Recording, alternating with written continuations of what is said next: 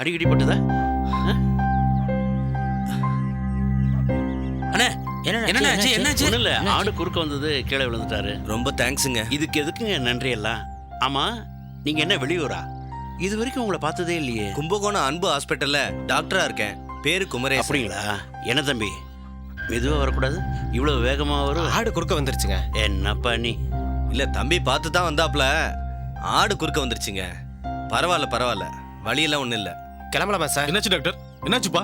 ஒன்றும் இல்லை குமரன், ஒரு சின்ன ஆக்சிடென்ட், அவ்வளோதான். அடி ஒன்றும் படலையே? அடி ஒன்றும் படலை. குமரா, டாக்டர் உனக்கு தெரியுமா? தெரியும்பா. குமரன், இவர் தான் உங்கள் அப்பாவா? ஆமாம் டாக்டர். கஷ்டப்படுறவங்களுக்கு உதவி பண்ணுறது உங்கள் பரம்பரை குணம் போல இருக்கு. Very good. சும்மா சொல்லக்கூடாது. உங்கள் பையன் குமரன் ரொம்ப நல்ல கேரக்டர். இந்த காலத்து வயசு பசங்க மாதிரி கிடையாது. பக்கா ஜென்டில்மேன். குமரன் மனசில் என்ன இருக்கோ அதை நீங்கள் நிறைவேற்றி வைக்கணுங்க.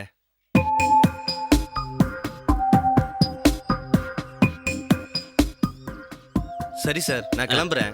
எனக்கு ஒரு அர்ஜென்ட் ஒர்க் இருக்கு. குமரன், இன்னொரு நாளைக்கு வீட்டுக்கு வந்து பேசுகிறேன். நான் வரேன்.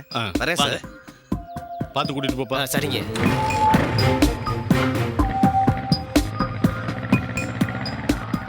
போங்க, போய் வீட்டில் வேலையை பாருங்க, போங்க. அப்பா கொஞ்சம் வயலில் கொஞ்சம் வேலை இருக்கு, நான் போயிட்டு வரட்டுமா? சரிப்பா, சீக்கிரம் வந்துடு. சரிப்பா.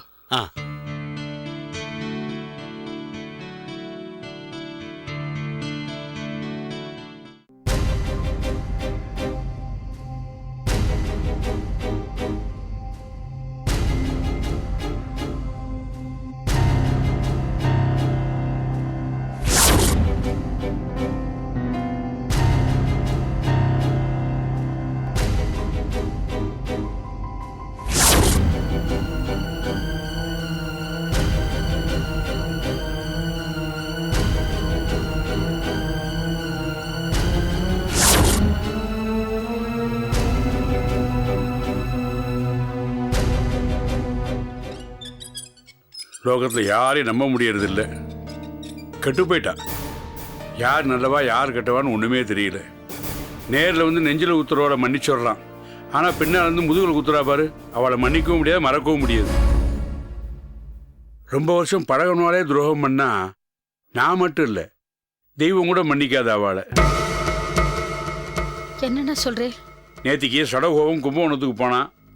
நீ கும்பகோணத்துக்கு போறியே, அப்படியே இந்த ராகவாச்சாரிட்ட ஒரு வேத புஸ்தகம் கேட்டிருக்கேன், அதை மறக்காம வாங்கிட்டு வந்துரு அப்படின்னு சொன்னேன். அவன் என்ன சொல்லிட்டான்? நான் போனேன், ராகவாச்சாரி வீட்டில் இல்லை அப்படின்னு சொல்லிட்டான். அவ்வளவுதானே? என்ன அவ்வளவுதானே? மருதூர்ல தற்செயலா ராகவாச்சாரியை பார்த்தேன். அவர் என்கிட்ட கேட்டார், ஏதோ புஸ்தகம் வாங்கத்து ஒரு பையனை அனுப்புறேன்னு சொன்னேன், யாரும் வரலையே அப்படின்னார். இல்லையே, நான் சடகோபனை அனுப்புனேனே அப்படின்னேன். சடகோபனும் இல்லை மடகோபனும் இல்லை, நான் ஆத்துல தான் இருந்தேன்னார். வீடு பூட்டிருக்கும், பொய் சொல்லியிருக்கான் அவன். மனுஷனா அவன்?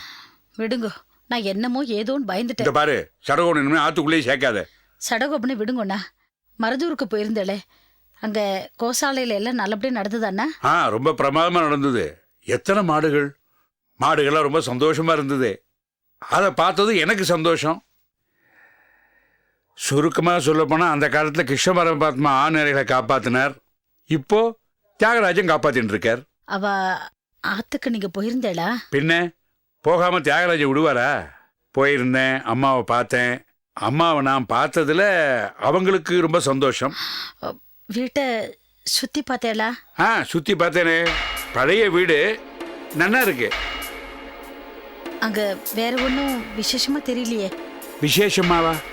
நீ புதுசு புதுசா கேள்வி கேட்கிற, அதுதான் இன்னைக்கு விசேஷமா தெரியுது. தோணித்து கேட்டேன்னா. பரவாயில்ல பரவாயில்ல.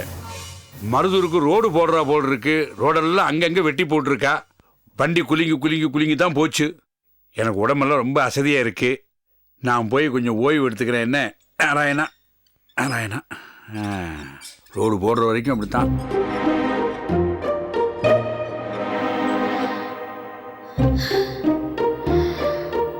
பெருமாளே,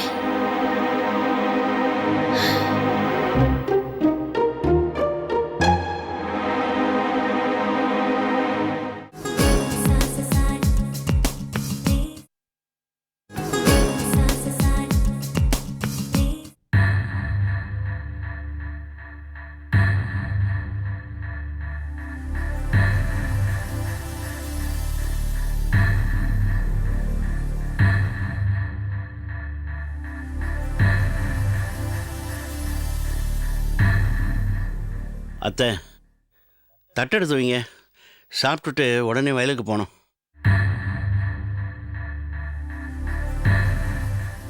அத்தை என்னத்தை படுத்து கிடக்க, உடம்பு சரியில்லையா? ஒன்றும் இல்லையா, சும்மா படுத்து கிடக்க. உடம்பு ஓச்சலாக இருந்துச்சு. அத்தை என்னத்த உடம்பு நெருப்பா கொதிக்குது, ஓச்சல்னு சொல்லி படுத்து கிடக்க? வா ஹாஸ்பிட்டலுக்கு போகலாம். அதெல்லாம் ஒன்றும் வேண்டாம் ஐயா, சுக்கு தண்ணி போட்டு குடிச்சா சரியா போயிடும். நீ போ, எலிய புளியாக்காத போய்யா. இல்லை சார், நானும் 2-3 நாளாக கவனிச்சு தான் வரேன். சுறுசுறுப்பாக அங்கேயும் இங்கேயும் ஓடி ஆடி வேலை பார்க்குற நீ இப்போ சொன்னங்கிற மாதிரி தான் இருக்க. ஏய்யா, விளைச்சலுக்கு எல்லா ஏற்பாடும் பண்ணிட்டு கடைசி நிமிஷத்துல காவேரியில தண்ணி வரலன்னா உன் மனசு என்ன பாடுபடும்? அதே நிலதையா எனக்கும். ஆமா ராசபாண்டி, குமரனுக்கு கல்யாணம் ஆக போறதுன்ற சந்தோஷத்துல நான் பார்த்து பார்த்து செஞ்சு வச்ச ஏற்பாடெல்லாம் பாழா போச்சு ஐயா. என்ன செய்யறது அத்தை, நானும் எவ்வளவோ ஆசைகளோட தான் இருந்தேன். ஆனால் தப்பு நமது இல்லையே. தப்பு யார் செஞ்சா என்னய்யா, இப்ப அனுபவிக்கிறதெல்லாம் நாம தானையா. ஏன் கல்யாணம் நின்று போச்சுன்னு அக்கம் பக்கத்துல இருக்கிறவங்க கேட்கிற கேள்விக்கு பதில் சொல்லியே எனக்கு காய்ச்சல் வந்துருச்சு ஐயா. நீயாவது வீட்டோடு கிடக்க, நான் வெளியே எவ்வளவோ இடங்களுக்கு போயிட்டு வர வேண்டியிருக்கு. அதை சொன்னா நம்ப மாட்டேன், தலை குனிஞ்சுக்கிட்டே போயிட்டு வரேன். கல்யாணமே வேண்டான்னு சொல்லிட்டு இருந்த குமரம் பையல கல்யாணத்துக்கு சம்மதிக்க வச்சு நீங்க சொல்ற பொண்ணையே கட்டிக்கிறேன்னு சொன்னானையா என் பேரை. அதெல்லாம் கேட்கும்போது ஏதோ சொப்பனம் கண்டா மாதிரி இருக்குய்யா. வேணான்னு ஒதுக்குற அளவுக்கு என் பேரன் குமரங்கிட்ட அவ என்னையா குறைய கண்டா? அவனை போய் வேண்டான்னு சொல்லிட்டாள் ஐயா. அத்தை விட்டு தள்ளாத, 24 மணி நேரம் அதையே போட்டு உழப்பிக்கிட்டு இருக்காத. அதனால தான் உனக்கு உடம்பு முடியாமல் போச்சு. சரி வா, டாக்டர் கிட்ட போயிட்டு வருவோம். நான் எங்கேயும் வரலையா, என்னை விட்டுரு. சொன்னா கேளத்த, ஊர்ல புதுசு புதுசா ஏதோ வியாதியெல்லாம் பரவிட்டு இருக்கான். கேட்கவே பயமா இருக்கு. நம்ம ஆரம்பத்திலே பார்த்துறது தான் நல்லது. கிளம்புங்க.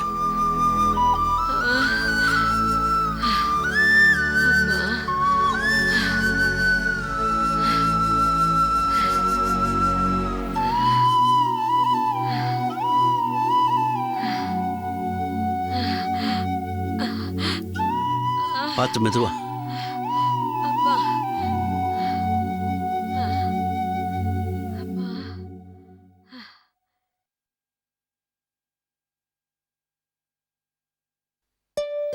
வணக்கம் டாக்டர். வாங்க ராஜபாண்டி சார், உட்காருங்க. இவங்க என் அத்தை 2-3 நாளா உடம்பு சரியில்லாம படுத்து கிடக்காங்க. கொஞ்சம் என்னன்னு பாருங்களேன்.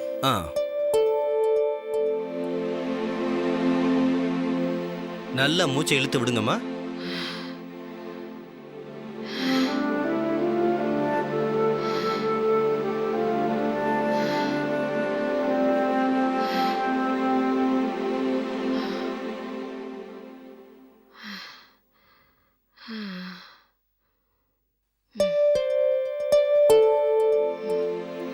ஓகேம்மா, பயப்படுற மாதிரி ஒன்றும் இல்லை, சாதாரண ஜுரம் தான். மாத்திரை எழுதி தரேன், 2 நாளைக்கு சாப்பிட சொல்லுங்க, சரியா போயிடும். சரி சார், நீங்க உட்காருங்க.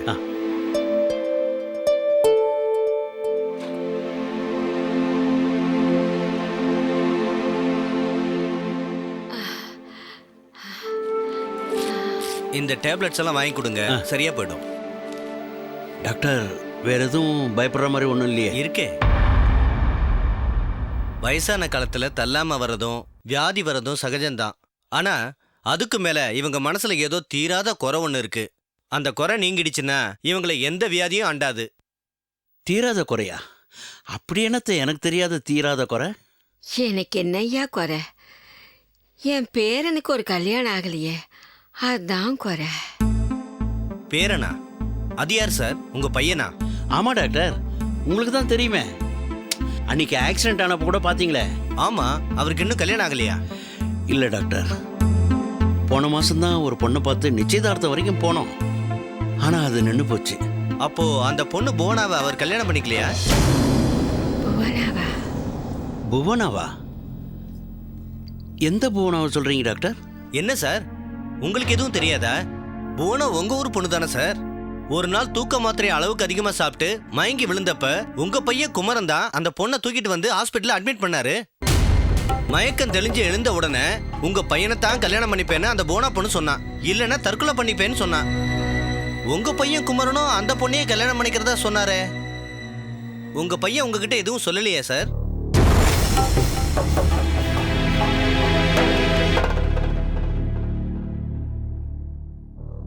இல்லையே டாக்டர், அவன் எதுவும் சொல்லலையே. என்ன சார் இது? அன்னைக்கு அந்த பொண்ணோட அம்மா தேசிகாச்சாரி எல்லாரும் கூட இருந்தாங்களே. உனக்கு ஜாதி மதம் இதுலலாம் நம்பிக்கை இருக்கா? கமலா மாமி, டேய் அவங்கள கூப்பிடுறா.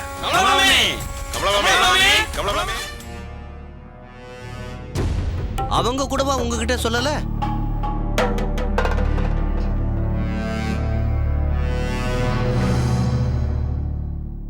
இத பாருங்க மிஸ்டர் ராஜபாண்டி, புவனா குமர மேல உயிரே வச்சிருக்காங்க. குமர அதை புரிஞ்சு ஏத்துக்கிட்டா அவங்க 2 பேரையும் ஒன்னா சேர்த்து வைங்க ப்ளீஸ். இத நான் ஒரு டாக்டரா சொல்லல, எனக்கு உதவி செஞ்ச உங்களுக்கு பதில் உதவியா ஒரு அட்வைஸா சொல்றேன். சரி டாக்டர்.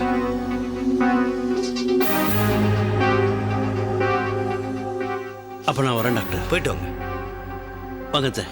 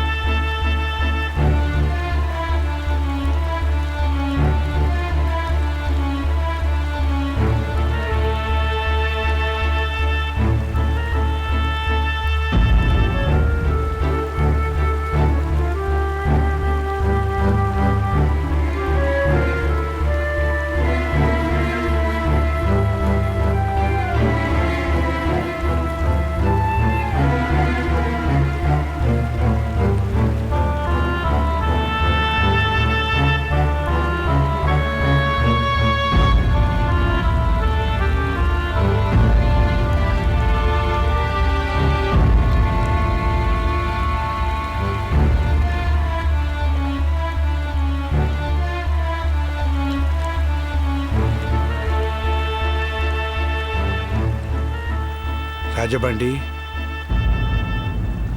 என்ன பேசாம உட்காந்துருக்க? தேசிகா, உங்ககிட்ட ஒரு சந்தேகம் கேட்கணும். நாம செஞ்ச பாவம்லாம் தொலைய கங்கையில் போய் முழுகிறோம். ஏன்? அது பரிசுத்தமானதுங்கிறதுனால தான். ஆனா அந்த கங்கையே பாவப்பட்டு போயிருந்தா? ஆமா தேசிகா, என்னுடைய சந்தோஷம் கஷ்டம் எல்லாத்தையும் சொல்லி ஆறுதல் அடைய குறையில்லாத ஜீவன் ஒன்று இருந்தது. ஆனா அந்த ஜீவனே இப்படி கரைப்பட்டு நிற்குன்னு நான் கொஞ்சம் கூட நினைக்கல தேசிகா. ஏன் சுத்தி உழைச்சி பேசுற? எனக்கு புரியல. உனக்கு நான் என்ன சொல்றேன்னு புரியுது தேசிகா. ஆனா புரியாத மாதிரி பாசாங்கு பண்ற. ஓஹோ, அப்படின்னா என்ன பாசாங்கக்காரன்னு சொல்றியா? இன்னைக்கு காலையில வரைக்கும் உன்னை யாராவது அப்படி சொல்லியிருந்தா அவங்கள அந்த இடத்துல வெட்டி போட்டிருப்பேன். ஆனா இப்போ என்ன? இப்போ நானே உன்னை அப்படி சொல்லும்படி ஆயிடுச்சு தேசிகா. இந்த பாரு, தலையை சுற்றி மூக்கு தொடாத, நேர விஷயத்துக்கு வா. சின்ன பிள்ளையிலிருந்து நாம் 2 பேரும் சிநேகிதங்க. சிநேகிதம்னா சாதாரண சிநேகிதம் இல்லை, ஒருத்தருக்கு ஒருத்தர் உயிரையே கொடுக்குற அளவுக்கு சிநேகிதம். நமக்குள்ள எந்த ஒளிமறைவோ ரகசியமோ கிடையாது. ஆனா இப்போ ஒரு பெரிய விஷயத்தையும் என்கிட்ட வந்து மறைச்சிட்டே தேசிகா. எந்த விஷயத்த? தெரியாத மாதிரி நடிக்காத. குமரம் புவனா விஷயத்தை தான் சொல்றேன்.